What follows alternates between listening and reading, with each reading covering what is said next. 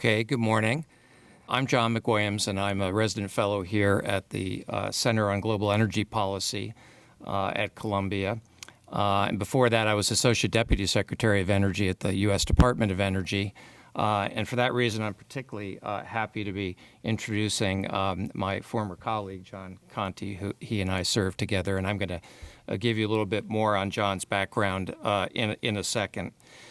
Today, we're going to talk about the U.S. Energy Information Administration's Annual Energy Outlook, which provides modeled projections of domestic energy markets through 2050 with the agency's Deputy Administrator, John Conti.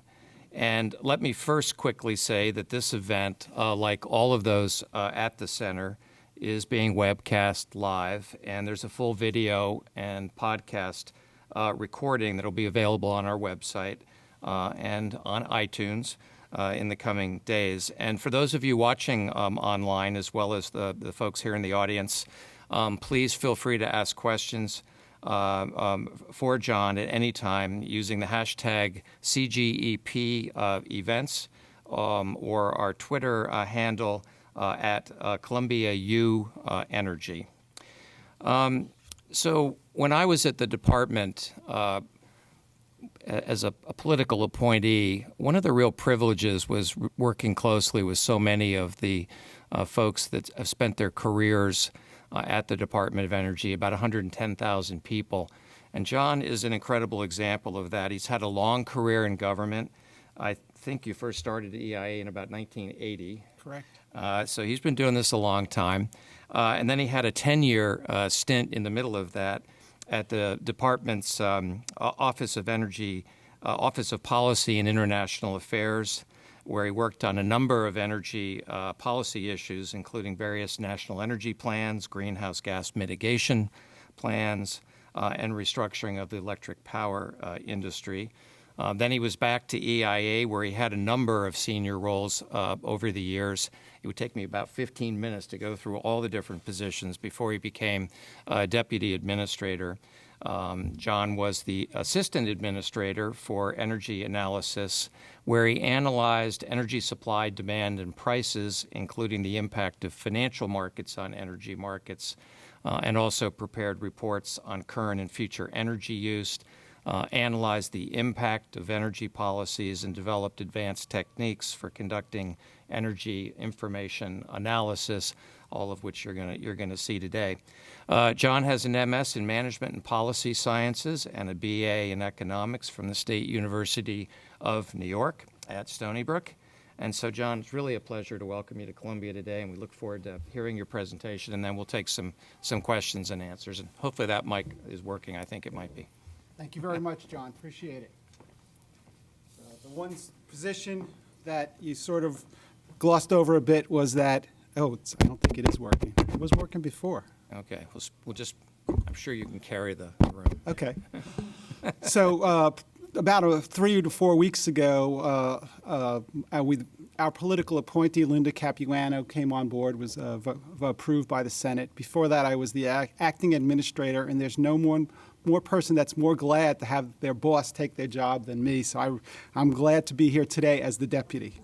Thank you very much for inviting me here today and those kind words from John. So we released the AEO last week, and so this is very timely and opportune time. On our website, you could find a flip book with more than 100 pages of graphs and explanations of the AEO, as well as about 150 detailed tables, and an interactive table browser that allows you to compare scenarios across these cases as well as previous year's cases. So if you've never used it, that might be something that you find interesting to see how things have changed, at least in our projections. Over the next few weeks, EIA will produce a number of issues and focus articles on a few topics, and we'll add those scenarios to our website as they become available. So the AEO is one of two of EIA's longer-term projections, the other one being the International Energy Outlook. Both are required under the DOE Organization Act of 1977. The AEO illustrates the evolution of the energy system of the United States from the present until 2050. Oh, there we go. That was hard. It does not represent a prediction, maybe just a little lower. It does not represent a prediction of what will happen, but rather projections of what may happen given certain assumptions and methodologies. The AEO does, so the two important points, and I'll come back to this a couple times. The AEO does not assume any changes in current laws or regulations.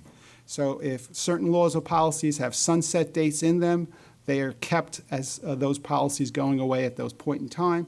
Also, due to the amount of time it takes to produce the AEO, the history and near-term projections are based on the October Short-Term Energy Outlook and not more recent releases of that publication. Now let's discuss the AEO 2018 highlights in more detail. Yeah. There you go. Okay. The U.S. energy system continues to evolve with the AEO 2018 reference case projecting that the U.S. will become a net energy exporter by 2022 because of strong domestic production and relatively flat demand, aided by improved energy efficiency. Next, the reference case assumes a 2% per year rate of growth of GDP, coupled with improving energy efficiency and energy intensity, which will offset increasing energy demand, so total energy consumption will grow at a rate of only 0.4% per year to 2050. Over this period, fuel economy and appliance standards drive the penetration of more efficient technologies. Next, with the continued deployment of new oil and gas production technologies and expansion of the resource base, especially in the Permian and Marcellus shale regions, our models show continued growth in oil and natural gas production despite relatively low prices. And finally, we project despite relatively slow growth in electricity sales, the generation mix will continue to shift towards renewables and natural gas, as most new capacity additions after 2022 are either natural gas-fired or solar in the reference case, which is primarily driven by relatively low natural gas prices, reductions in renewable energy technology costs, and support of national and state policies. Now for a brief description of the AEO cases being discussed today. Today we will discuss a reference case and 6 side cases. The Clean Power Plan is not included in any of the cases this year, but on our website, for each one of these 7 cases, there is corresponding case with the Clean Power Plan in case anybody wants to compare it with and without that policy. The AEO 2018 reference case assumes current laws and regulations, current macroeconomic and demographic trends, and continued evolutionary improvements in known technologies. The AEO 2018 reference case is intended to be a benchmark to measure the impact of alternative assumptions for important variables such as new energy technology or policy. This is the main reason why EIA does not assume future policy in its reference case. So our side cases are done to attempt to understand the uncertainty around our reference case. On the demand side, we have a macro scenario which has lower macroeconomic growth at 1.5% per year, the low economic growth case. The reference case has macroeconomic growth of 2% per year, and the high macroeconomic growth case, it grows at 2.6% per year. On the supply side, we did 2 sets of cases. The first one is high and low gas and resource technology cases. In the high case, lower production costs and higher resource availability are assumed. In the low case, higher production costs and lower resource availability are assumed. The second set of cases is the high and low oil price cases. In the reference case this year, the price of Brent crude is projected to increase to $114 per barrel.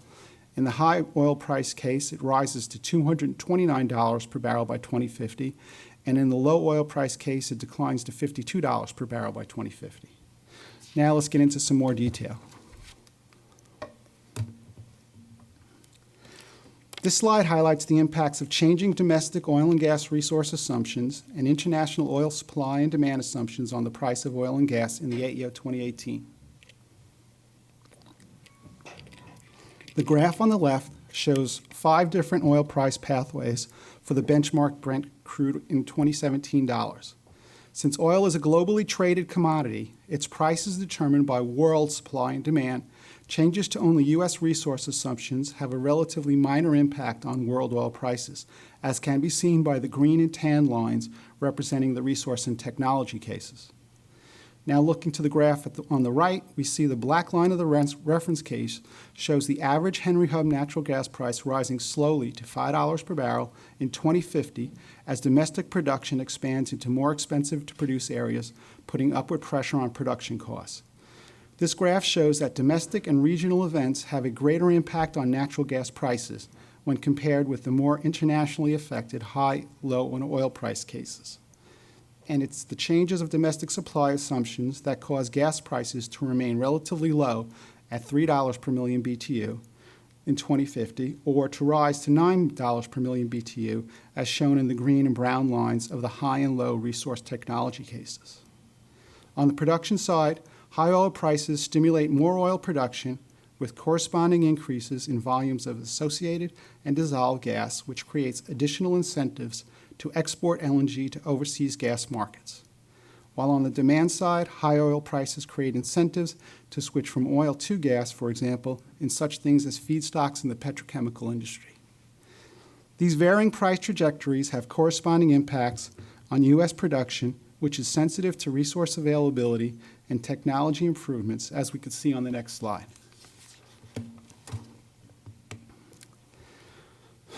This slide shows domestic crude oil production on the left decreases relative to the reference case in the low oil price environment, the red line, or with lower resource and costlier extraction technology, the brown line. The opposite occurs with the high oil price case and the high resource and technology cases in the green and yellow. Interestingly, in the high oil price case, U.S. crude oil production reaches a maximum around 2030 and begins to decline without more accessible resources and less costly extraction technology. The trends are similar for natural gas production on the right, but for slightly different reasons. Again, high oil prices, the yellow line, creates incentives to produce more oil, and the increased production brings with it additional volumes of associated natural gas and create incentives for demand to move towards less costly natural gas. These dynamics go in the opposite direction in the low oil price case shown in red. However, we again see that the domestic resource and technology assumption changes have a greater impact on domestic gas production than do oil prices, as shown in the green and brown lines. Now let's look at economic growth and the balance of energy consumption and production.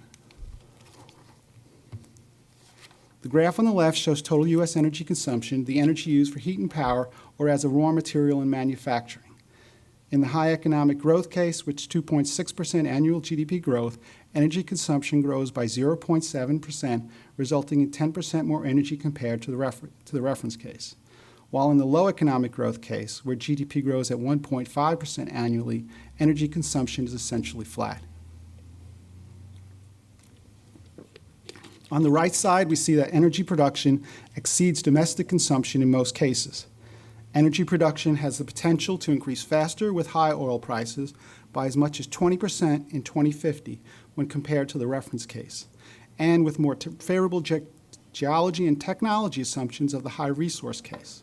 So with consumption relatively stable on the left and production increasing on the right, we now have the data which leads to the AEO highlight on the next slide. The reference case projects that the U.S. will become a net energy exporter by 2022. The black line on this graph reverses a near 70-year trend when the U.S. became a net energy importer in 1953. We also see the transition to net exporter could occur earlier with increased production in either the high oil price or the high resource and technology development cases, the yellow and the green lines, while other conditions such as low oil price or low resource and technology cases could cause it not to occur at all, the red and the brown lines. Also note the slowing of exports in the yellow high oil price case after 2040. This reflects the lack of substantial improvements in technology and lower production as producers are forced to move to fields with less favorable geology. And since most U.S. energy trade is projected to be in petroleum and natural gas, we can see this pattern more clearly on the next slide. This slide looks at petroleum, natural gas, net exports separately in the reference case and four side cases. In the left panel, net imports of crude oil and liquid fuels are projected to fall between 2017 and 2030 in the reference case as strong production growth and decreasing domestic demand push the United States towards net exporter status. However, differences in domestic crude oil production across the side cases can push the United States toward being a significant net exporter or become a larger net importer than it was in 2017. Net exports continue to grow in the high oil and gas resource and technology case, the green line, reaching more than 8 million barrels per day by 2050. Conversely, in the low oil price case, the red line, low domestic production and relatively robust demand drive petroleum net imports to more than 7 million barrels a day. In the right panel, the AEO 2018 projects the U.S. to export natural gas in all cases, ranging from 6.7 billion cubic feet per day in the low gas and resource and technology case to 37.4 billion cubic feet per day in the high oil price case. The high oil price case spurs both domestic production of natural gas as well as international demand for liquefied natural gas. So we can see more explicitly on the next slide that the transition from net energy imports to net energy exports depends on the increase in export rather than the reduction in imports. The graph on the left shows that energy exports in the reference case are projected to grow and peak around 2040, while energy imports continue to decline from a peak in the mid-2000s and start leveling off around 2025. Energy imports are expected to continue partly because of the regional economic conditions, infrastructure constraints, and to address differences in fuels produced and consumed domestically. The graph on the previous page illustrated net imports of petroleum in physical units turned positive in 2029. In the panel on the right, the tan line that illustrates net imports of petroleum on a BTU basis never turns positive because the U.S. mostly imports petroleum in the form of crude that has a higher BTU content than the petroleum products it exports. The refinery sector is expected to import large amounts of crude in order to produce petroleum products for global export, thus making the U.S. a globally significant merchant refiner. Looking at U.S. natural gas trade, the blue line, which has historically been composed of shipments by pipeline from Canada and to Mexico, is currently in transition, with exports projected to increase because of liquefied natural gas exports. For coal and coke, the U.S. continues to be a net exporter through 2050, but export growth is not expected to increase significantly because of competition from global suppliers closer to major markets. And looking at electricity, the yellow line, as one would expect, while electricity crosses our Mexican and Canadian borders, international trade represents only about 2% of domestic consumption in the reference case. So I've discussed changes in energy production and trade. Now let's look at the way we use energy. The graph on the left shows primary energy consumption by source. While we see relatively flat to declining consumption of petroleum, coal, and nuclear over the forecast period, the consumption of natural gas, the blue line, and non-hydro renewable energy, the green line, show significant sustained growth. In the reference case, natural gas grows the most on an absolute energy basis, while non-hydro renewables grow the most on a percentage basis. Looking to the graph on the right, energy consumption by sector, we see the transportation sector consumption decline as CAFE standards result in the penetration of more efficient vehicles. However, growing disposable income, employment, and population eventually begin to reverse that decline. The residential and commercial sectors are relatively flat, where the impact of energy efficiency and associated policies offset growing demand resulting from increased numbers of households and growing commercial floor space. In the industrial sector is the only sector in the end use that increases energy consumption throughout the projected period. The industrial sector benefits from abundant supplies of natural gas and hydrocarbon gas liquids, which drive chemical industry growth and increased usage for heat and power, as well as for LNG processing. Much of the growth in natural gas and renewables consumption on the left is linked with the growth in the electric power sector, which is not illustrated in these charts, but which we will discuss soon. Now let's look in more detail at the petroleum product consumption in the transportation sector. Energy consumption by vehicle type is on the left, and by fuel type is on the right.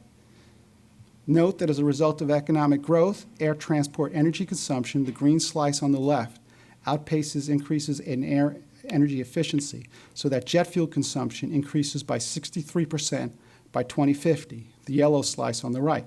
This is more than any other transportation fuel during this projection period.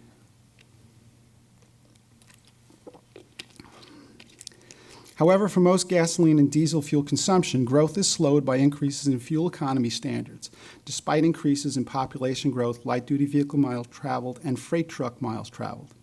Also, since the reference case does not include new policy decisions, the projections show petroleum product consumption increasing after 2035, as current fuel economy and greenhouse gas standards have run their course. Comparing the shapes of the light-duty vehicle consumption on the left with motor gasoline consumption on the right suggests that light-duty vehicles continue to predominantly be powered by gasoline through 2050. This is probably a good time to point out again that the AEO models only include current laws and regulations and evolutionary technology progress. Additional policies that either increase standards or reduce the cost of more fuel-efficient or alternatively fueled vehicles would result in lower energy consumption. So moving on, if we drive into the details a little further in vehicles, we could see more nuances.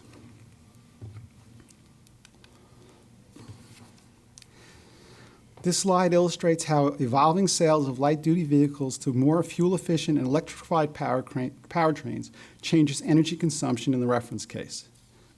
Light-duty vehicles sales by fuel type show that combined share of gasoline and flex fuel vehicles declined from 95% in 2017 to 78% in 2050, while the combined sales of new light-duty electric, plug-in electric hybrid, and hybrid vehicles increased from 620,000 units in 2017, or for 4% of total sales, to 3.5 million units in 2050, or 19% of total sales.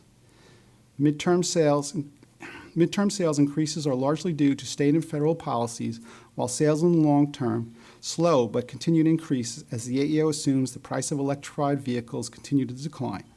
The combined effect of the growth in alternatively fueled vehicles and the shift towards passenger cars helps keep the demand for liquid fuels relatively flat in the reference case. Now turning back to natural gas for a moment. Let's compare U.S. natural gas production on the left with consumption on the right. You can see that more gas is produced than consumed in almost all cases, with the ability to export LNG driving higher production in the high oil price case and the high resource and technology case, the green and the yellow lines. The natural gas production in the reference case grows at 6% per year to 2020, then slows to less than 1% per year to 2050. On the right, U.S. natural gas consumption increases at a moderate rate in all cases other than the low oil resource and technology case, the brown line. In that case, higher natural gas prices make gas-fired power plants less economically competitive than existing coal plants and encourages greater construction of renewable electric generation. Most of the impact occurs before 2025 and before the expiration of federal tax credits for wind and solar. Looking to higher consumption, the high oil price case shows significant natural gas consumption as users switch to less expensive natural gas. The next slide shows that the global demand for gas is causing production to grow faster than U.S. consumption. This slide highlights the transition of the U.S. from natural gas importer to net exporter. The graph on the left shows the sources of imports and exports. Historically, most of the gas traded by pipelines to Mexico and Canada. As natural gas production increases in the reference case, net pipeline imports from Canada decrease and pipeline exports to Mexico increase. At the same time, U.S. LNG begins to compete effectively in global markets. And looking at the LNG exports, and the yellow line on the graph on the right, since natural gas is typically priced to compete with oil, the combination of low U.S. gas prices and high global oil prices should create economic incentives to build U.S. LNG exports terminals, and since export volumes depend largely upon liquefaction capacity, more bills enable more LNG exports, potentially up to 12 trillion cubic feet per year by 2050. In the low resource and technology case and the low oil price case, the brown and red lines, the AEO 28 projects an export low of about 2 trillion cubic feet per year, and that planned LNG export capacity does not run at full utilization, as high U.S. gas prices in the first case and low overseas gas prices in the other case make LNG exports less economically attractive. Remembering that LNG is only part of the U.S. gas market, we will see on the next slide that these large changes in LNG exports have relatively little impact on domestic gas prices. This graph shows a projected Henry Hub natural gas price in the reference and the high resource and technology cases. The AEO projects that the reference case gas prices will remain relatively low when compared with historic values. However, over time, the need to satisfy growing demand will force production to expand into less prolific and more expensive to produce areas, which puts upward pressure on production costs and prices.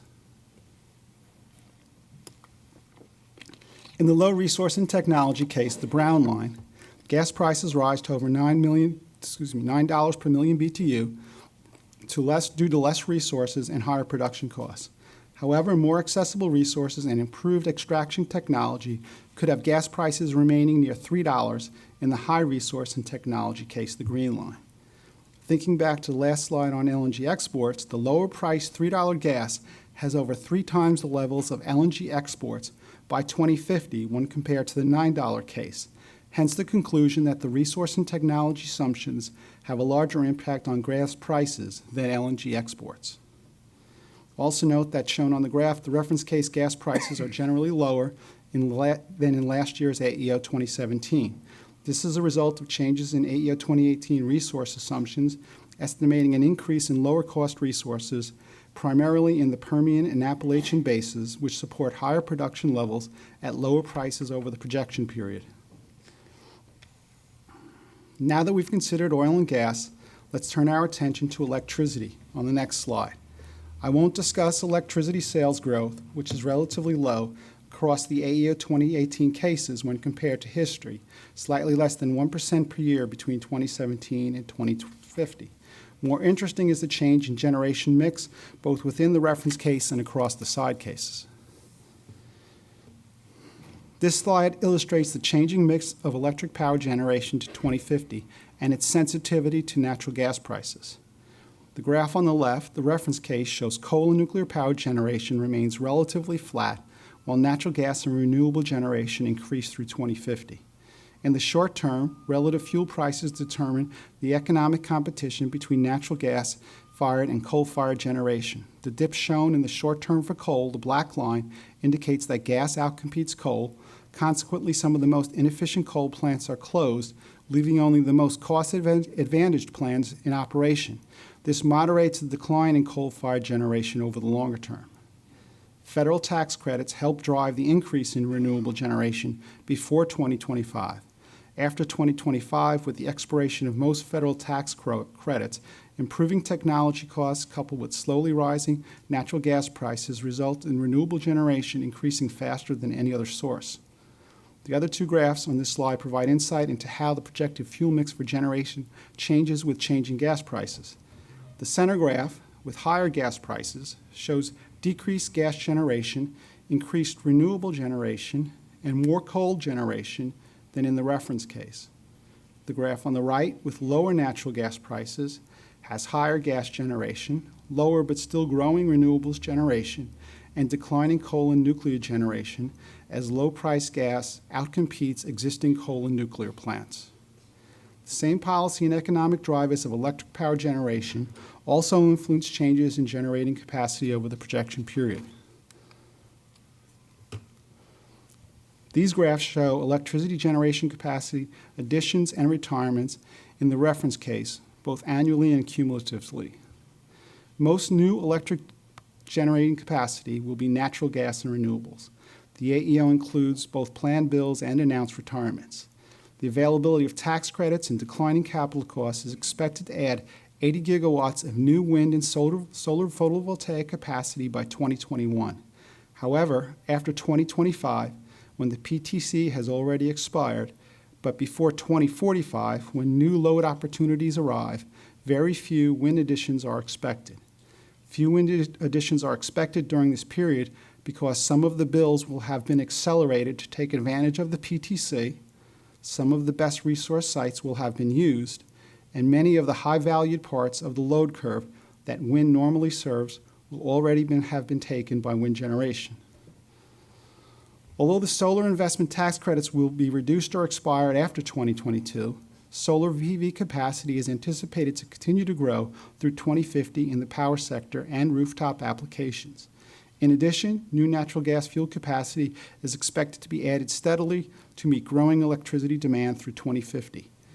No new coal or nuclear plants are built in the projections because they cannot compete with natural gas and renewables. As we see on the next slide, the power sector's declining demand for coal-fired generation limits the growth opportunities for coal production. This slide illustrates the impact of flat coal demand in the reference case in the solid black line. It shows that coal production continues to decline from about 790 to 700 million short tons in 2022 in response to the trend of planned retirements and limited opportunities for additional export. Coal production would be lower if the clean power plant were included, the dashed black line. However, coal production declines are not uniformly distributed across the U.S. Production is projected to grow in the interior of the region by 90 million short tons between 2017 and 2050, while production in Appalachia and the West is projected to decline by 58 and 70 million short tons, respectively. These differences are partly due to expected improvements in labor productivity for the interior region compared to other regions. Now let's look at the residential and commercial buildings, where we will see some of the reasons why electricity consumption isn't growing. This slide shows residential energy consumption on the left and commercial buildings consumption on the right. In the building sector, efficiency gains, increases in distributed generation, and regional shifts in population partially offset the impacts of growth in population, households, and commercial floor space. The building sector represents a little bit more than a quarter of total U.S. energy consumption and is projected to grow by an average of 0.3% per year, with electricity consumption, the dark blue line, leading the way through 2050. Delivered electricity, that is sales from electric utilities, account for most of the U.S. building's energy consumption growth. Consumption of a delivered electricity would be even higher if not for the expected growth in distributed generation sources, particularly rooftop solar panels. The growth in commercial natural gas consumption, the light blue line, reflects the increased adoption of combined heat and power technologies. The drivers of this reduced level of building electricity consumption can be better understood by looking at the changes in specific end uses. This slide illustrates details of electricity consumption changes in the residential sector on the left and the commercial sector on the right. U.S. residential households are projected to grow 0.4% per year through 2050, and the average size of homes continues to grow as well. However, purchased electricity per household decreases from 12,000 to 10,000 kilowatt hours in 2050 due to gains in efficiency, the shift in the population to warmer regions, and the increased use of distributed generation. The only end use to increase is energy used for cooling, which is due in part to the shift to the warmer climates and the increase in home size. Energy used for lighting decreases the most in percentage terms over the projection. The average household is projected to use less than half as much electricity for lighting when compared to 2017, as consumers replace incandescent bulbs and complex fluorescent lamps with more energy-efficient light-emitting diodes. And energy efficiency standards continue to tighten for other appliances such as dehumidifiers, ceiling fans, and pool pumps. However, we also see increased adoption of these electronic devices in homes, offsetting savings in this category. In the commercial sector, on the right, U.S. commercial floor space grows by 1% annually between 2017 and 2050. Electricity used per 1,000 square feet for heating, ventilation, and cooling drops by more than 1/3 by 2050 in the reference case as the population shifts to the south and west and because of increases in energy efficiency driven by state and local building codes. Lighting standards and LED efficiency result in a 56% decrease in lighting intensity by 2050 as LEDs displace linear fluorescent lighting. On the other hand, office equipment and miscellaneous uses, such as information technology other than computers and telecommunication equipment, are major contributors to growth. Finally, let me briefly show the energy consumption in the industrial sector. This slide shows annual consumption growth in the industrial sector is generally positive in all cases except for the low economic growth case, where it declines slightly after 2040. However, there is an interesting crossover transition around 2040 where industrial energy consumption becomes more sensitive to economic growth than to oil prices. By the last decade of the projection, industrial energy consumption is highest and lowest in the high and low economic growth cases, respectively. However, before 2040, energy consumption in the high oil price case exceeds other cases due to a higher international demand for U.S. products, and in this case, greater amount of energy used for natural gas liquefaction. Industrial energy consumption slows after 2040 with slowing LNG export growth in the high oil price case. Now, as we close, let's pull back and summarize the economy-wide view of supply and demand in these next graphs. The slide summarizes U.S. energy consumption on the left and production on the right in the reference case. In both graphs, natural gas grows the most in absolute, and non-hydroelectric renewables grows the most on a percentage basis. Most other energy types remain relatively flat throughout the projection period. Gas consumption is driven by increased demand from electric power and industrial sectors as low natural gas prices encourage growth and fuel switching. Natural gas production is also aided by opportunities to export LNG. Renewables growth is driven by declining technology costs and supported by policies that encourage the use of renewables such as state renewable portfolio standards and federal production and investment tax credits. And so we conclude with a reminder of the AEO highlights presented at the beginning of the presentation. Thank you all for your attention, and I'll be glad to answer questions. Great. Why don't you come up back over here? Thank you very much, John. Well, there's a lot to talk about in there, obviously. And as I said, we'd love to have your questions, and people can kind of queue up there on the mic. While you do that, I thought I would ask a couple of questions to get things started. So, John, when you were putting this together with your team, what were some of the things that surprised you the most? So I guess what surprised me the most were two things. One is slight changes to the resource assumptions led to lower natural gas prices, and those lower natural gas prices really changed the electricity mix more significantly than I would have thought, so that coal-fired generation never came back and replaced natural gas-fired generation.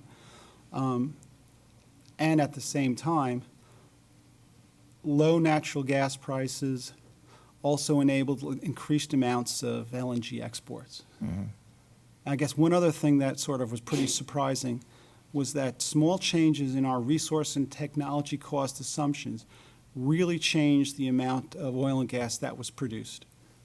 Yeah, and of course, that's what we saw with shale.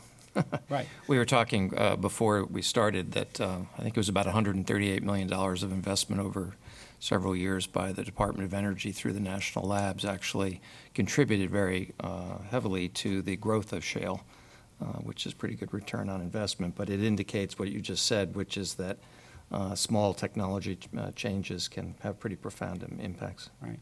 In order to get those extreme cases for the high and low oil price cases, you have to combine a number of international oil supply assumptions that are all aligned in particular ways. So it's less sort of believable of a scenario than just tweaking the technology factors a little bit. I was surprised a little bit in one of your early charts where you talked about basically the price of oil being set on a global basis as opposed to natural gas being more local. Right. And that I think you made the point that changes in U.S. production don't have that big of impact. And in some ways, you're hearing everybody talking so much about shale and shale increases and another 1 million barrels a day and what that does to global oil and the effect on OPEC, et cetera. Maybe you talk a little bit more about that. Yeah.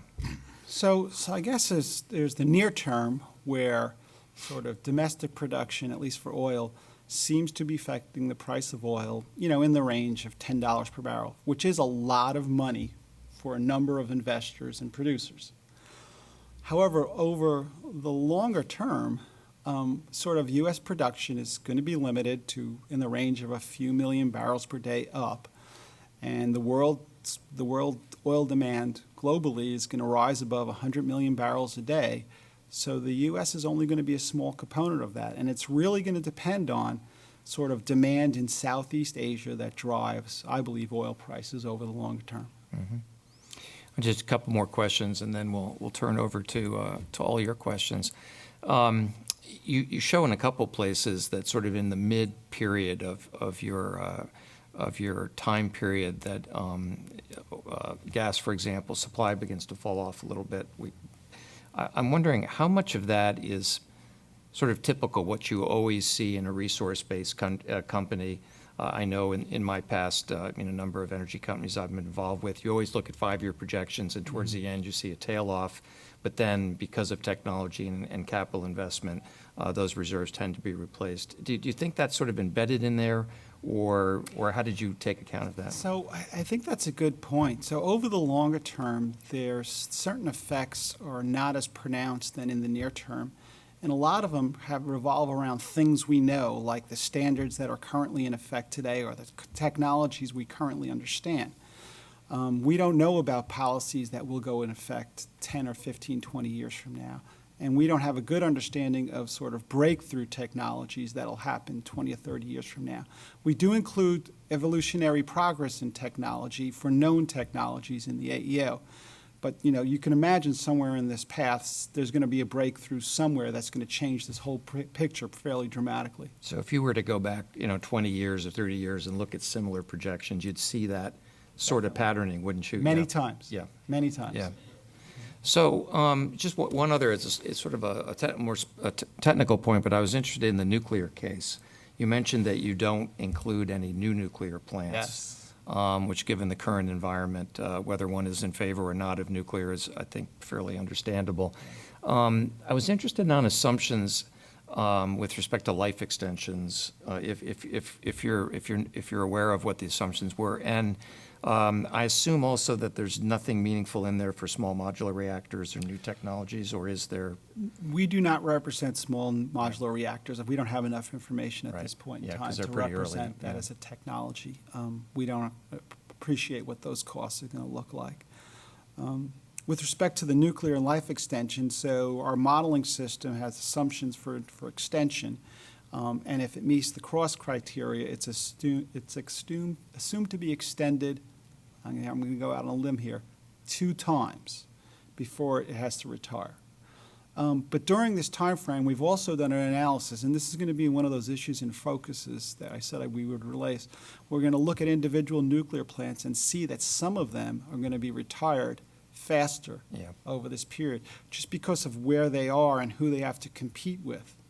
So in market power pools where nuclear plants are not run by a utility, some of them are in danger of closing, especially, I don't know if you noticed it, is if there were very low gas prices, as in that high oil and gas and resource and technology case. They're really much more endangered. Yeah, that's one of the things that I saw in here, that if anything, I was surprised that nuclear doesn't drop even more, just because of the factors you're talking about, the low gas prices, but also when you go plant by plant and you start looking at the life extensions, we're getting pretty far out now in the extensions, and obviously that has a climate impact, which is a different subject. But. So a lot of it has to do with expectations as well. So gas prices are less than $3 per million BTU now.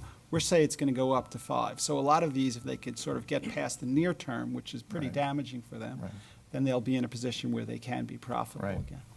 Well, I've got other questions, but why don't we turn to your all questions, please? Thank you.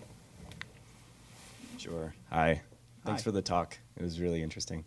I'm Scott. I'm an MPA student at the School of International and Public Affairs, specializing in energy and environment. You mentioned that after the PTC expires, the opportunities for renewable energy, electricity generation, and wind in particular will sort of have a lack of load opportunities until, say, 2045. And I was wondering about if you could talk about your treatment or non-treatment of storage technologies for renewable energy within that time frame, and maybe more generally about your treatment of emergent technologies within the forecast. Thanks. Okay, so that's great. Thank you very much for that question. So first of all, if you look at the capacity expansion, it's not all renewables. It was just the wind that had a difficulty after the expiration of the PTC, and I gave 3 reasons for that. But you're right. So one of the things that we were able to add in our modeling system for this year was storage. We have one storage technology. We build 40 gigawatts between now and 2050 of storage, and some of that, it's about 6 gigawatts, I think, currently exist out there today. And it's a 4-hour storage, and it's going to help spread those hours. Now, the way we treat it, it's not for a particular renewable technology. It's anything to just to take the advantage of shifting the load to different periods. Hi. Thank you for this speech. Why don't you get a little closer to the mic there? Yeah, sure. thanks. My question is about the natural gas trade, U.S. natural gas trade with Mexico and Canada, and if Trump administration decides to cancel or renegotiate NAFTA, how this would affect the natural gas export to Mexico, and the natural gas export does it mainly depend on LNG export right now, or the main driver is the pipeline export between these 3 countries? Okay. Good questions. So I'll start out by saying EIA is a statistical organization. And Statistics never lie, right? and we typically don't address policy-type questions. However, so over the past year, we've been working with the Mexican and the Canadian governments doing trilateral work, trying to understand each other's energy trade and energy projections. So I don't want to go too close to the NAFTA question, but I believe Mexico is looking forward and has built the infrastructure to import natural gas from the United States in order to feed the power plants that they're building there. So I don't think NAFTA is going to affect that much. In terms of Canada, we have a lot of natural gas now in the eastern part of the United States. They have a lot of natural gas demand in the eastern part of Canada. They have a lot of cheap gas in the western part of Canada, but as we bring in additional pipelines that allowing to get our Marcellus gas further west, we're going to have Permian gas now, and that's going to expand into that region, so there'll be less opportunities for Canadian gas. But most of it, there's a tremendous amount of LNG that's going to happen, so you can't say it's any one thing. I think if you looked at that one graph, I'm trying to remember back, but I thought it was like just about it's the decrease in net imports, it's the increase in the pipeline exports, and it's the increase in LNG. But the LNG swings the most based on the price. So if really low prices or really low domestic prices and really high world oil prices, that would be ideal conditions for LNG export. Great. Hi, Andrew Warrench, energy researcher. Thanks a lot. Over the last 5 years, the EIA has done amazing things at increasing data availability, and the traders and researchers really appreciate that. My question is on the economic side. Interest rates have been coming down for 30 straight years. Could you talk a little bit about the interest rate sensitivity in your model, especially in higher rate cases? Thanks. Question. So interest rate sensitivity in the model. Well, that would be a lot more important if okay, so I assume that are we talking about a less beneficial interest rate environment where interest rates are rising in the future. And in those conditions, of course, that would disadvantage capital-intensive projects. There's not a lot of big electricity capacity sort of projects like in the way of coal or nuclear that would damage significantly. However, if you look at things like solar, all of the cost is capital costs. However, the period over which it's procured and installed is relatively short, so maybe the interest rates don't make that much of a difference. On the oil and gas production side, I think there's the potential for such great profits, and the turnaround time for the shale fracking and getting the initial production rates out of the ground have been so compressed. I don't think interest rates are going to make a big deal there either. So in your model, though, is there an explicit interest rate assumption, or is Yes. it just and There are implicit and it's probably fairly low to moderate.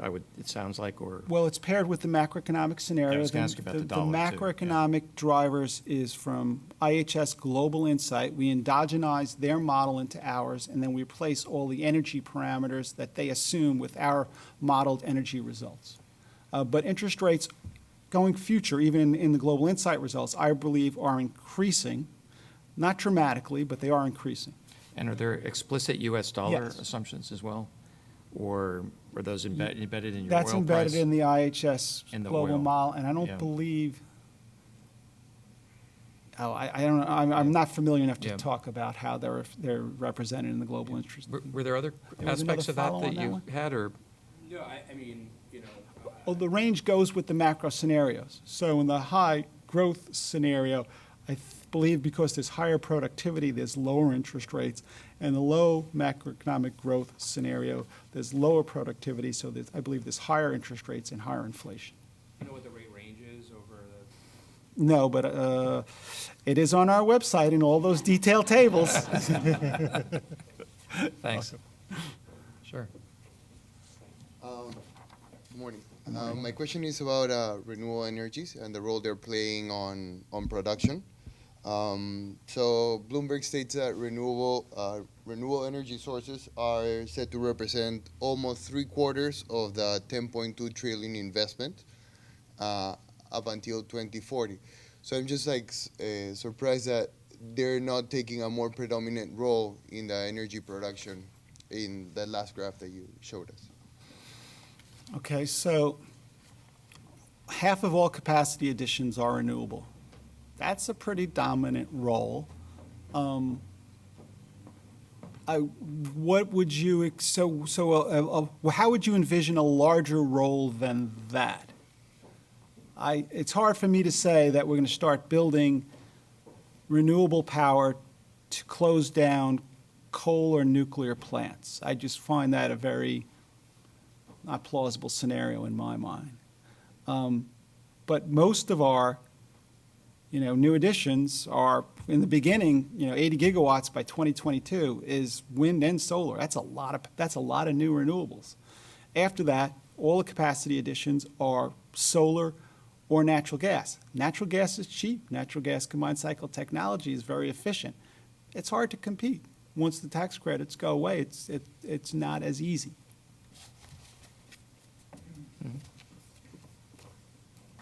Thank you.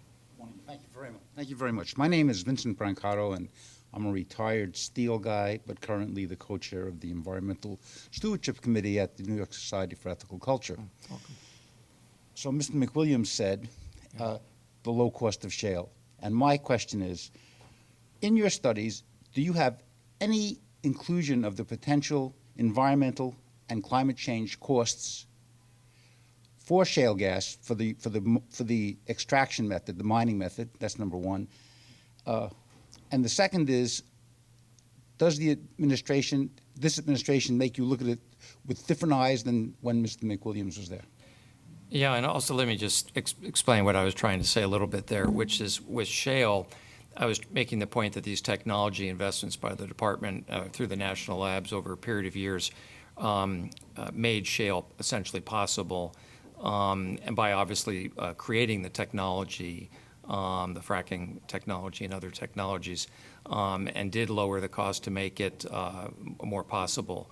I wasn't really claiming that shale is per se low cost, but and you're right. I think embedded in your question, I wasn't including externalities, which is partly what your question goes to. Yeah. The other comment I'd make before I leave and let you answer, and I appreciate it, is that I think we should all realize that shale extraction is about 12 years old in terms of high hydraulic, hydrofracking, high volume, and we are just beginning to see the environmental costs and the health risks. And so I would like to see how you address that. I don't know if it's your department's job, but I think it's something that should be considered in everything that we do here. So I think if I were phrasing the question a little bit, and I can anticipate the answer, but I don't believe you take externalities like this, which are very legitimate issues, and cost of carbon, all these kinds of things. Those aren't embedded in your analysis, are they? Or So if externalities are captured by laws and regulations, i.e. if there are environmental laws by which you have to capture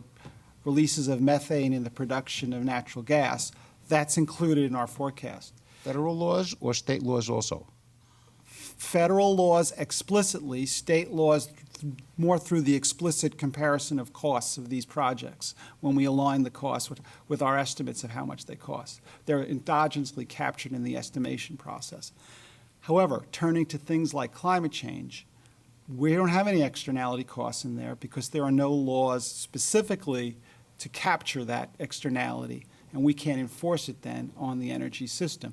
We have done analyses in the past where we evaluated caps on carbon dioxide emissions or carbon taxes, and then you can see what the impact is. Thank you. You're welcome. Thank you. Hi, my name is Jonathan Mogul, an energy investment analyst, and I had a question for you on the transportation side. It seems that for passenger vehicles or light-duty vehicles, there's an assumption of increased penetration of electric vehicles. My question for you is, on the heavy vehicle side, on the heavy truck side, are there any assumptions that we have further penetration of electric vehicles, or is it just assumed that there's an improvement in efficiencies? Okay, so I'm not specifically sure. However, I believe on the heavy truck side, there are specific programs which would cause some minute number of heavy trucks to be electrified and put on the road. And I'm pretty sure we capture that minute program, but it's probably not showing up in the numbers. The more important point for the heavy truck improving efficiency is the standards that were passed that go out through 2027 now. So those are captured and endogenized, and that's why we see the improved efficiency for heavy trucks in our projections. Yeah, I was actually going to ask you a similar point, which was state policies, such as California in particular. Existing policies captured probably, but future policies not yet captured. That's exactly right. So if it's explicit and it's an energy sector state policy and it's large enough for us to be able to quantify it, we'll try and capture it in our modeling. But, sort of statements of we'd like to control greenhouse gas emissions in the future, but we don't have any laws or regulations, and we don't know what they would look like, but we think it's important. Yeah, well, that's not in our projections. What about if there's economic incentives? If, to change a truck fleet, if, Tesla's made announcements, others have. If there's an economic incentive, and as a result, that lowers the demand for diesel. I mean, how is that impacted in there? Even if there isn't some explicit. So economic incentive in sort of as represented by a tax incentive, or economic incentive in terms of the life cycle for buying a fleet of trucks ends up being less with an electric vehicle. Some vehicle that's yet to come out. So the car side is a little bit easier for us because we have much more detail in our representation. So we represent electric cars, and we have costs, and we have battery costs that go into the electric cars, and battery packs, and we have it going down over time, and the cost of driving these electric vehicles improve, and as a result, we see greater penetration of those vehicles. But it's sort of evolutionary. It's not like a major breakthrough. And a lot of these sort of improvements in the technology are ones we work hand in hand with other parts of the department, because they have programs ongoing that sort of look at battery costs and what their goals are for improvement in battery costs. However, there can be different sort of breakthroughs that could occur and really enhance the penetration greater than what we have in ours currently. This is something I was going to touch on as well, that I would think from where you sit, it's difficult to forecast sort of step changes in technology. So like batteries were the one I was thinking of, where there are technologies that are being worked on and that appear to be promising that could dramatically change cycle times and lengths and things like that could have a big impact on EV penetration. Right. So so they could, if there is a breakthrough and it's a revolutionary breakthrough, we don't capture that. If it's evolutionary, and we have some fairly significant cost reductions in batteries in the forecast based on work done by DOE, Energy Efficiency and Renewable Energy. And NREL. Yeah. So we include those assumptions in our model, but however, to the extent that lowers the cost, I think recently one of the tax credits have gone away to purchase electric vehicles. So that, once again, it takes away a monetary incentive on one side, but it is represented in our model, and as a result, more and more cars will get sold once they're economic. But at the same time, traditionally powered vehicles are becoming much more efficient as well. So my car currently has more horsepower than my last car, but it's twice as efficient. Okay, thank you. Thank you. Hi. Hi, I'm Corina. I have two-part question. First, in regards to LNG, how many terminals you see the U.S. building and where is going? Mostly Europe or Asia? And second question, given the way the LNG exports pricing is tied, where do you see that tying to the oil prices? Oh, two good questions. First, I don't know the exact number of terminals that we expect to be built, but that information is on our website. I'm going to guess it's on the order of, depending on the case. In the reference case, I'm going to guess 9. Higher in the high oil price or the high gas resource and technology case, lower in the others. But that you can look up on our website. We have a table. It's available. The sort of where will it go? Well, some of it should compete in Europe, even though I don't think we expect a lot of big volumes there. Most of it, it'll probably compete in China, Japan, Korea. And in terms of the pricing, that's a really great question. I usually ask that question every time I get a chance. Because when we first started analyzing this, everybody that was a LNG market participant says, oil and gas, LNG contracts will always be linked to oil in a fixed proportion. And I go, but as an economist, that makes no sense. And the new contracts are not that. Right. So now, of course, the contract structure has changed fairly dramatically. So now we ask the question, at what point in time are there enough spot cargoes that will change the pricing so that it's no longer linked to oil? So over our projection period, it transitioned from being currently what we think is estimated linked to oil to at some point in the future it's transitioning to be based on just a commodity. But that's a great question. I don't think anybody has a really good answer for that. And that's where you see the switch in price in oil?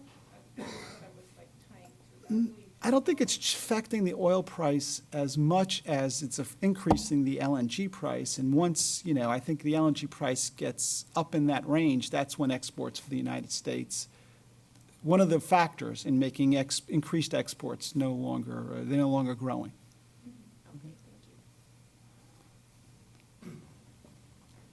My name is Ralph Mamada of Washington, D.C., Middle East Institute. My question will be, and I'm sorry if I missed it because I missed the first 5 minutes, about the new rhetoric, new narrative of the peak oil on the demand side. Does EIA have any projections in respect to that, and how will that affect the oil and gas prices? I didn't like peak oil when we made On up the other that side, when we right? made that term up on the supply side, and so we realized, that doesn't really work anymore. Let's forget about it. Now let's call it peak oil on the demand side. Okay, so at some point in the future, there probably will be less oil demand, and it'll probably because we'll be able to deliver energy sort of by more efficient means than oil, but people want to buy sort of the services that energy is currently providing. They don't care about the energy itself. So currently, so peak demand for oil internationally, no, I don't see that happen. Not with, and I might be in a minority, but if you look at demand growth in India, China, and Southeast Asia, there's a lot of people there moving up into that disposable income range that they're going to want to start doing things like travel on jets or maybe buy a vehicle or at least use a public vehicle, where oil demand appears is going to be growing over our projection period. Not as much as what we thought 10 years ago, but still growing. So we don't see peak oil internationally. Domestically in the United States, we do see peak oil. In other words, oil demand will decline. It'll decline through 2030 or 2035. And then unless we put in place some new policies to sort of continue additional efficiency improvements in mostly vehicles, then it'll start to turn up again with greater population, greater macroeconomic activity, greater employment, cheaper costs of cars. It's a cost of driving. The existing policies is 2035. Why don't you use the mic so people can hear But the existing online. policies, your projection is for U.S. is 2035. Yeah. around. So that's that's when sort of all those new cars are already in the vehicle stock. Thank you. Okay. Thanks. Hi, my name is Arnell Limberry. Just a really quick question. I know that a lot of the information in the AEO assumes that renewables growth will be the larger percentage or see large percentage in growth, but I'm wondering what the impact of that will be, or how that will be impacted by expansions in distributed generation resources around the country, especially in very densely populated areas where energy demands kind of fluctuate a little more. All right. So in terms of distributed generation, the largest sort of aspect of that we see, of course, is the solar voltaic rooftops, the panels. And we see that continuing to sort of penetrate at higher and higher levels. And so I think for the most part, a lot of the additions were on the west now, and of course they have the best resources to go after. However, in our projections, I think we have most of the growth on the east of the country, and even though they don't have the best resources, they have the highest electricity prices, so they're not competing, so they don't have to compete quite as hard as they did on the west. We also see, of course, distributed generation in the form of combined heat and power, both in the commercial and the industrial sectors. And those are the two big distributed generation sort of sources that we see in the forecast. Continue to penetrate, and that's the thing that puts pressure on utility sales. Good. I guess a question I had is, you've been doing this a long time, and it's obvious the amount of, and I've seen firsthand the amount of work that goes in with your teams to pull all this together. If the world turns out a little bit differently than what we forecast, what do you think the primary drivers would be that would change it? Obviously, price it would be a huge factor, but I wonder, behind that price, there are a number of other assumptions that might change things. So I would say the biggest factor, sort of the biggest uncertainty, and the thing that would change it the most is the new technology, and we don't know what it is, but assume a much more efficient, less costly battery in cars. Wow, that would make a big difference, and I think penetration would happen a lot faster if that could be the case. What else? Hydrogen-fueled vehicles. We've been talking about those forever. So in my mind, it's the technology side that'll be the thing that we don't get, and then the prices will just react to equilibrate supply and demand. An indicator of that. Well, are things like autonomous vehicles factored in, or? Yes, they are. Of course, nobody knows a lot about autonomous vehicles now, and there's current, actually, maximum ceilings the federal government have in place. I didn't understand this for manufacturers, so I think like 100,000 sort of per manufacturer vehicles. But we mostly have them penetrating into our fleet that represents the taxis. So we expect that's where it'll happen first. There's just so many hurdles that's going to have to overcome. So if all the hurdles are overcome sooner, and I heard recently, the reaction time is going to have to be cut by a factor of 4 before the Department of Transportation is even going to be consider these things. Because, humans just can react a lot quicker in dangerous situations than these sensors can.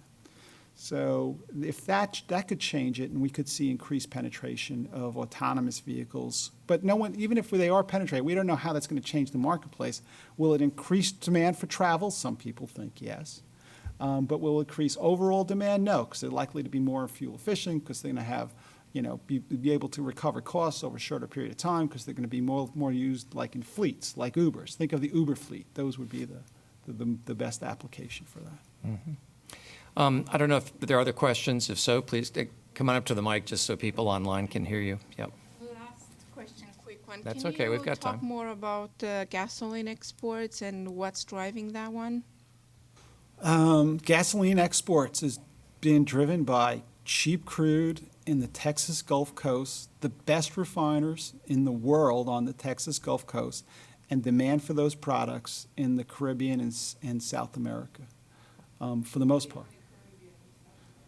You got to come up to the mic because people can't hear. So they've said. Hold on, just repeat the question. Right. See, the folks online can't hear if you don't use the mic. That's okay. So you see the gasoline going mostly to South America? Mostly. Now, we've seen cargoes go to Africa, and we think the marginal barrel of our crude winds up in China sometimes, now with crude oil exports. Mm-hmm. But most of it is sort of the South American Caribbean market.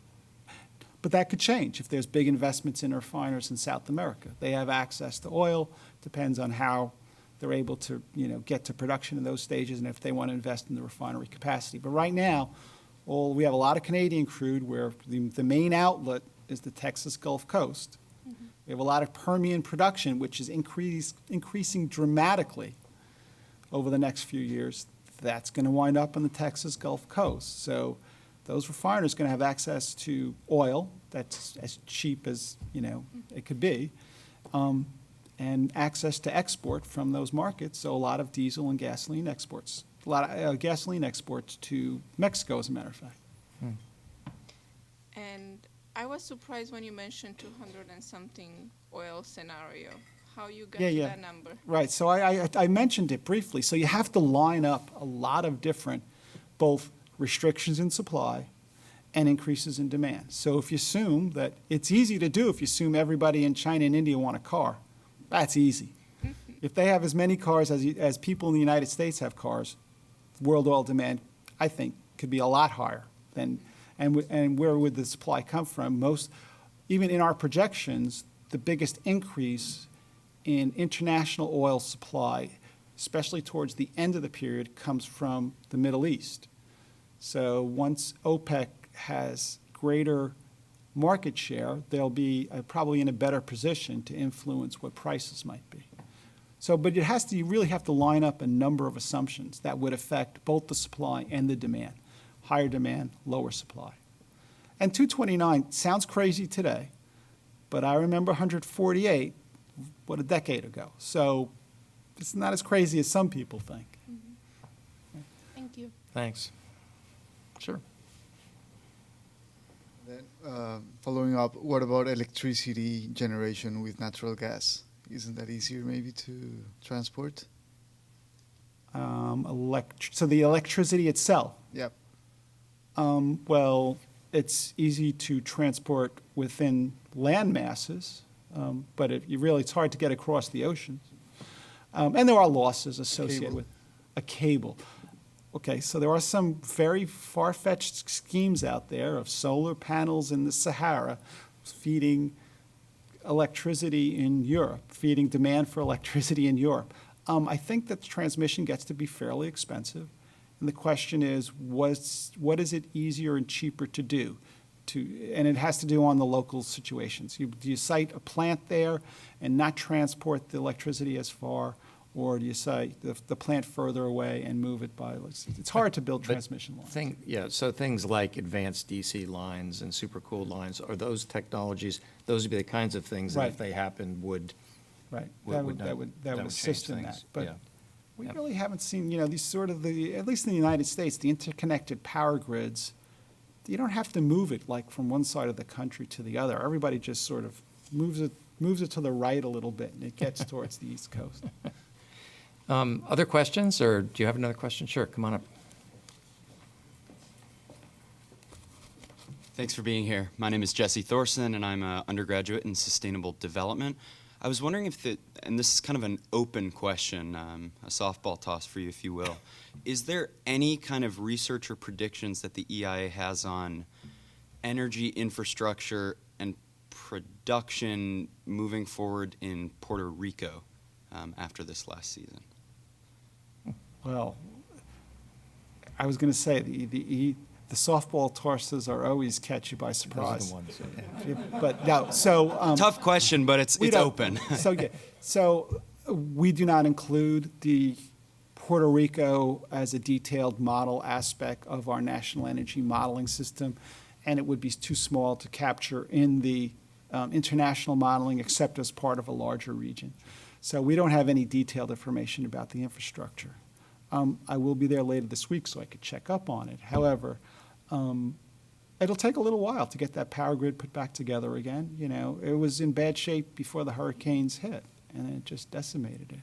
The other parts of the Department of Energy, though, are very involved in Puerto Rico, and right. If you're interested in that area, I could actually give you some of that background. The Office of Electric Reliability is sort of helping to manage sort of all the crews from the United States utilities that are getting sent down there to help them put the grid back together again. And the shame in Puerto Rico, actually, even when I was at DOE, before the storms, we could see the system really imploding and the bankruptcy of the utility, et cetera. And so DOE and others were already starting to work or trying to work with Puerto Rico. And then, of course, obviously the storm came in and completely changed everything. And, a lot of these territories and states and islands in this area are sort of one storm away from being failed states. Obviously, Puerto Rico is part of the United States. Some didn't realize that, but that was my comment, not yours. Thank you. Let the record show. That was MacWilliams who said that, not Conti. But it really is a significant issue, and the Department of Energy is doing a lot with Puerto Rico. Thank you. Thank you for your presentation. My name is Curtis. I'm an alumnus of Columbia's Sustainability Management Program. My question is also a bit another open-ended. Your last bullet on electricity generation, I was hoping you'd explain again the projections with natural gas and electricity. There were two projections where the two sources sort of flipped, and I was wondering if you could review and go into further detail on those. The two sources. On the generation of electricity from natural gas and coal? renewables. And renewables. Okay, so I'll try and maybe restate it. Maybe it'll be more understandable this time. Of course, we all know historically coal provided the lion's share of electric power generation, supported by nuclear and natural gas, then by mostly hydro renewable energy. Since that point in time, the systems have begun to evolve. So one of the biggest things that happened, of course, is with fracking and hydraulic and horizontal drilling, natural gas prices have dropped dramatically, and to the point where natural gas fired electricity generation is very, very cheap. At the same time, wind power has, the economics of wind power has improved and solar has improved dramatically. But going forward, as you're trying to decide, and as our modeling sort of tries to figure out what it's trying to do is minimizing the cost of providing this electricity based on load shapes and based on the value of those different parts of the load shapes to the consumers, it'll sort of place those assets into the dispatch mix so as to minimize costs. So going forward, nuclear is too expensive, coal is too expensive. As tax credits are currently here, we're going to do a lot of wind and a lot of solar. When the tax credits expire, that's when there's going to be more natural gas-fired generation slowly throughout the period, but also a lot of solar throughout the period as well. Does that clarify it at all? Sure. I guess I would just follow up with, of the two drivers, whether economics or technology, which do you see as being more relevant to whether renewable or natural gas comes out on top? Right. So the way we think of it is there's technology assumptions which determine the economic outcome.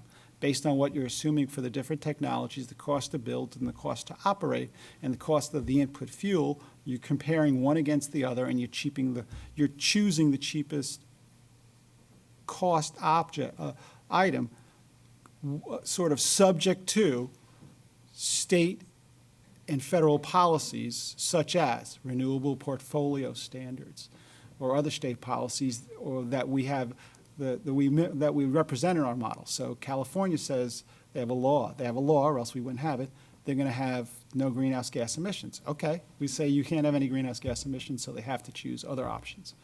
A lot of the other states, though, have set-asides for solar, and so we assume that their set-asides are met based on what they said it's going to be.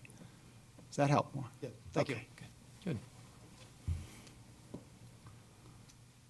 Thank you. I'm Craig Hauser. I was curious about the Keystone XL pipeline, and is it still an economic viable model, or now and in 5 or 10 years? Because it seems like the popularity of oil sands is decreasing by itself, and the Alberta is now going to subsidize the export because it's having a hard time finding other takers, I guess, and it just So EIA has not done any sort of analysis of the cost of the XL pipeline and sort of the potential benefits or value to either the producers in Alberta or to the company itself. So I really can't answer that question. Yeah. Thank you. Sure. So kind of a leading question, but of course, as the Australian dollar was the #1 driver of U.S. coal prices for about 30 years, followed up by, sort of the plunge in shale gas sort of being the next driver. Most recently, in the last 2 years, you've seen Chinese both mining, import, quality restriction policy. I think we've actually tripled the price of global coal from last February. What modeling or what global coal price assumptions with respect to Chinese policy have driven your coal price assumptions, which therefore, sort of your generation assumption price? Thanks. So that's more of an international question than the domestic question. But sort of in our international modeling, which is a little bit more primitive than our domestic modeling, it's looking more at all the potential coal that's coming online in Australia and sort of what they're going to be selling that coal for. And for the most part, I think we believe that coal imports to Asia will be mostly dominated by Australian coal. The cost of moving U.S. coal from the East Coast, because their West Coast access is very limited, to the Asian basin is fairly expensive. So if you're interested in that, you may have already read this. Middle of last year, the center put out an interesting paper on this exact point. And Jason Bordoff, the director of the center, was one of the co-authors of it. And when you look at the decline of U.S. Of coal in the United States, there's innovation over years in mines. There's natural gas prices. But one of the things the paper points out over the last couple of years is the reduction of Chinese imports of U.S. coal having a very significant impact on the coal. On U.S. domestic coal production. So you can find that on our website if that interests you. Sure. I guess my point was more of bringing the API, up into the low 90s, just bringing replacement coal into Europe, not into Asia directly, but especially with the storms on the horizon for the next few weeks, of what an extra sort of big jump in sort of Asian coal prices could do. Right. Thanks. I think we've got time for one more question and. So it's very fast. Basically, on your graph, you showed a large increase in energy consumption by industry. Yeah. So I'm curious why you see that, which is encouraging. And the second thing is I think it would be very interesting for people who may not be aware, is if you would go for a couple of minutes into really how strong the Houston refining is, because oil comes there from all over, dirty oil like tar sands that can't be done elsewhere. And thank you. Thank you. Okay. So sure, I think the industry one is fairly straightforward, and it is mostly due to growth in the bulk chemical industry spurred by low natural gas prices and the abundance of hydrocarbon gas liquids sort of leads to increased petrochemical industry in the United States, increased bulk chemicals, and also there's a lot of energy consumed in the actual liquefaction of the natural gas for exports. So that's where a lot of that of energy increase in the industrial sector is. Well, thank you. So we need to wrap up, but thank you all for joining us, and we look forward to having you all in these events, so please come again. As I mentioned, the full video recording of the event will be available on our website in a couple of days. You can also subscribe, if you don't already, to our podcast series on iTunes, Stitcher, SoundCloud, lots of other platforms that I probably don't know exist. There are a couple of upcoming events similar to this that you might enjoy coming to. There is on February 28th, the BP Energy Outlook at the Princeton Club of New York, which is Midtown. Again, you can find that on our website. Among other speakers, Spencer Dale, who's the chief economist of BP, will be there for that. And then also there's energy economics, geopolitics of the Gulf states. That'll be in the Low Library here on March 1st from 4:30 to 6:30. We're going to have Dr. Matar Al-Nayadi, who's the Undersecretary of the UAE Ministry of Energy, and a whole panel of distinguished guests and speakers to talk about that. So please join me in thanking John Conti. It's such a pleasure to have you here. Thank you very much. Thank you very much. Thank you.